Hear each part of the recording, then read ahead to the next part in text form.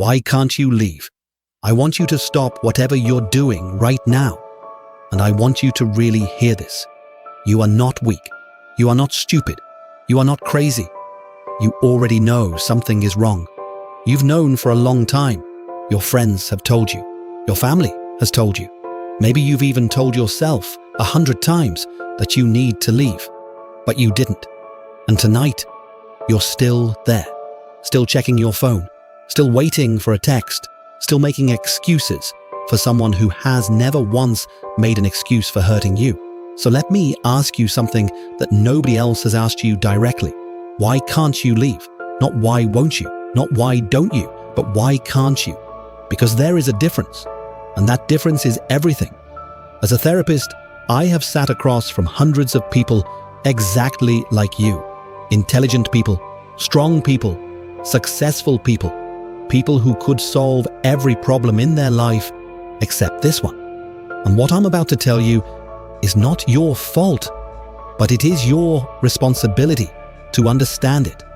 Because once you understand why you can't leave, you will finally have the power to do it. So stay with me. This might be the most important thing you watch this year. Before we go further, like this video and subscribe. There is so much more coming. The brain science. You are literally addicted. Let me start with something that will completely change how you see this situation. What you are feeling right now, that desperate pull back to this person even when they hurt you, is not a character flaw. It is not weakness. It is not a lack of self-respect. It is brain chemistry. Here is what is happening inside your mind right now. Every time your narcissistic partner is kind to you, your brain releases dopamine. Dopamine is the same chemical released when someone gambles, uses drugs, or eats sugar. It is the chemical of pleasure, of reward, of more. But here is where it gets dangerous. Dopamine is not released consistently in your relationship. It comes in unpredictable bursts after a fight, after a cold silence, after days of being ignored. Suddenly, they are warm again. Suddenly, they are the person you fell in love with, and your brain floods with dopamine. Psychologists call this intermittent reinforcement, and it is the single most powerful psychological trap known to science. Do you know what intermittent reinforcement is most commonly used for? Training animals. Specifically, it is the same mechanism used in slot machines. You don't win every time. You win just enough times, just unpredictably enough, that you cannot stop pulling the lever. Your narcissistic partner is the slot machine, and your brain has been trained to keep pulling. This is not a love story. This is a neurological trap. Now let me tell you about something called a trauma bond. A trauma bond is formed when cycles of abuse are mixed with cycles of affection. The pain and the love become so intertwined in your nervous system that your brain literally cannot separate them anymore. Let me explain this simply. When you first got together, they made you feel extraordinary, chosen, special. That feeling, that early rush, created a powerful emotional imprint in your brain, a blueprint of what this person means to you. Then the pain started, the criticism, the coldness, the gaslighting, the silent treatments. But here is the cruel twist. Every time the pain came, and then was followed by warmth again, your brain reinforced that original imprint even stronger. Because your nervous system was relieved, the threat was gone, they were back. And relief after pain feels remarkably similar to love. Think about that. Relief after pain feels like love. So when they apologize, when they hold you, when they are suddenly the person you fell in love with, again, your body physically cannot tell the difference between that relief and genuine love. This is trauma bonding, and it is why survivors of narcissistic relationships often say, "I know it's wrong, but I have never felt love this intense with anyone else." That intensity is not love. That intensity is your nervous system riding a roller coaster that it has been conditioned to crave. What they did to your identity. Here is something that most people never talk about. When you entered this relationship, you had an identity, a sense of self, opinions, preferences, friendships, confidence. dreams.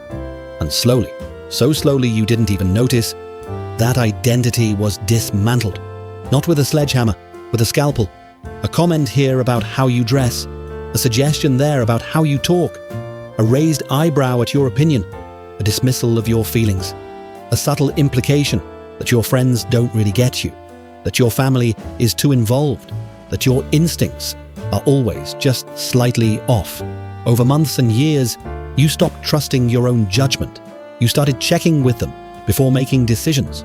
You started seeing yourself through their eyes, and their eyes were never quite satisfied with what they saw. This process has a clinical name. It is called identity erosion.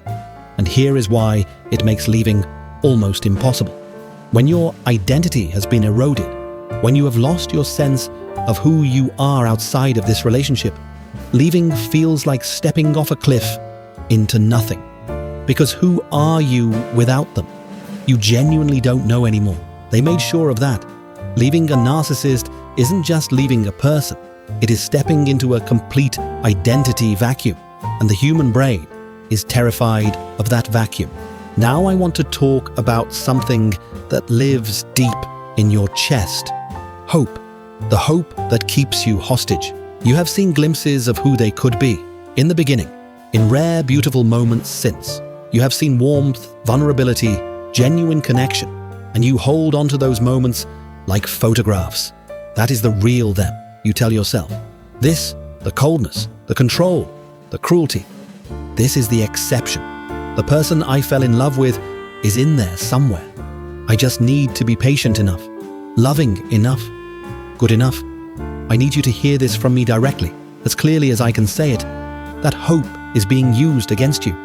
Narcissists are not hiding a secret loving self that will one day emerge if you love them correctly. The glimpses of warmth you see are not accidents. They are tools, deployed strategically, just often enough to keep you invested, just real enough to keep you hoping. Hope is the most powerful chain there is, because you cannot fight it. You cannot argue with it. Every time you decide to leave, hope whispers, but what if tomorrow is different? And tomorrow never is. The clinical term for this is cognitive dissonance, the painful mental state of holding two completely contradictory beliefs at the same time. They are cruel, but they love me. I should leave. But what if it gets better? Your brain is exhausted from holding both of these truths simultaneously. And exhausted brains do not make brave decisions. They make familiar ones. Now, fear, the wall you cannot see around. Let me be honest with you about something that my clients rarely admit out loud at first. A large part of why you cannot leave is fear. Not just fear of being alone. Fear that runs much deeper than that. Fear that they are right about you. That you are too much, too needy, too sensitive, too difficult, that nobody else will love you, that you will fall apart without them, that you don't deserve better. These are not your thoughts. These are their thoughts that they planted in you. Over time, a narcissist systematically dismantles your self-worth so that the idea of surviving without them feels genuinely impossible. This is not accidental. An insecure partner does not leave. A partner who believes they are lucky to be chosen does not leave. Your fear of leaving is the evidence of how deeply the psychological damage goes. It is not weakness. It is a wound. And I want to say something that I want you to really absorb. The person who has been surviving this relationship, day after day, walking on eggshells, managing someone else's emotions, trying to be enough, getting back up every time they knocked you down. That person is one of the strongest people I have ever encountered in my work.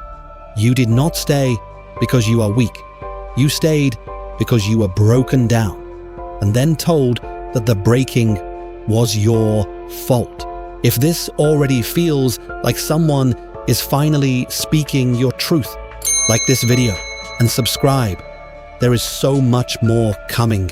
Let's discuss why leaving is actually the hardest thing. People on the outside always ask the same question. Why don't they just leave? And I want to answer that question once and for all. Because leaving a narcissist is not like leaving a normal relationship. In a normal breakup, you grieve a person. You miss them. You move on. When you leave a narcissist, You grieve a fantasy. You grieve the person they pretended to be, the relationship you thought you had, the future you believed was possible. You are mourning something that never fully existed, and that is a uniquely devastating kind of grief. On top of that, narcissists do not let you leave cleanly. There is hoovering, where they suck you back in with grand gestures, tears, promises. There is rage, where leaving suddenly feels physically or emotionally dangerous. There is smear campaigning, where they tell your mutual friends their version of events before you can say a word. Leaving is not a moment. It is a war, and you have been fighting it already, alone, for longer than anyone knows. What you need to do now. So where does this leave you? It leaves you here, informed, and that matters more than you know, because the chains that have held you are not made of love. They are made of dopamine cycles, trauma bonds, eroded identity, manufactured hope, and planted fear, and chains you can see, you can break. Here is what I want you to do. First, stop asking yourself why you can't leave, and start asking what you need in order to leave safely. Those are very different questions. One keeps you stuck, one moves you forward. Second, rebuild one connection outside this relationship. One friend, one family member, one person who knew you before. Isolation is the narcissist's most powerful tool. Connection is yours. Third, write down what the relationship actually is. Not what it could be, not the best moments. What it actually is on a normal Tuesday. Put it on paper. Read it when hope starts whispering. Fourth, please speak to a therapist who specializes in narcissistic abuse. Not because something is wrong with you, because you deserve someone in your corner who understands exactly what has been done to you and can walk out with you. And fifth, be extraordinarily gentle with yourself through this process. You did not fall for a bad person. You fell for a highly skilled psychological manipulator. There is a profound difference. I want to leave you with this. The fact that you are here, watching this, searching for answers, trying to understand, that is not weakness. That is the first movement toward freedom. You are not trapped because you are broken. You are trapped because someone very deliberately built a cage around you and convinced you the walls were your own fault. But you can see the cage now, and that changes everything. You deserve a love that does not require you to shrink, a love that does not keep score, a love that does not feel like survival. That love exists, and you are allowed to want it. I'll see you in the next one. If this hit you somewhere deep, you already know someone who needs to see it. Share it, like it, and subscribe for more.